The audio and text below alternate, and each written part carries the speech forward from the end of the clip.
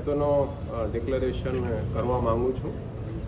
ઘણી બધી આપણે શિકાયતો મળતી હતી કે ઓટો રિક્ષાઓમાં જે પેસેન્જરો પાસેથી જે ઓટો રિક્ષાવાળા છે એ પૈસા બહુ વધારે લે છે, કોઈ સિસ્ટમ નથી। 1 જનવરીથી જે ઓટો રિક્ષામાં જો મીટર નહીં લગાડવામાં કોઈ ઓટો રિક્ષાવાળા જે મળશે તો એના ઉપર પોલીસ ફાઇન કરશે અને બીજા ફાઇન પછી એના પરમિટ ભંગનો એ કેસ કરવામાં, પરમિટનો કેન્સલ થશે અને પછી ડિટેન કરવામાં આવશે। એટલે આ ડિસેમ્બર માસ છે, અત્યારે હું તમામ ઓટો રિક્ષાવાળાના ડ્રાઈવર અને ઓનર્સને અપીલ કરું છું કે તમે એમાં મીટર લગાડો। અને ઇન્ટરેસ્ટિંગ વાત શું છે કે દર વર્ષે જે ઓટો રિક્ષા છે એનું રિન્યુઅલ થાય છે આરટીઓમાં।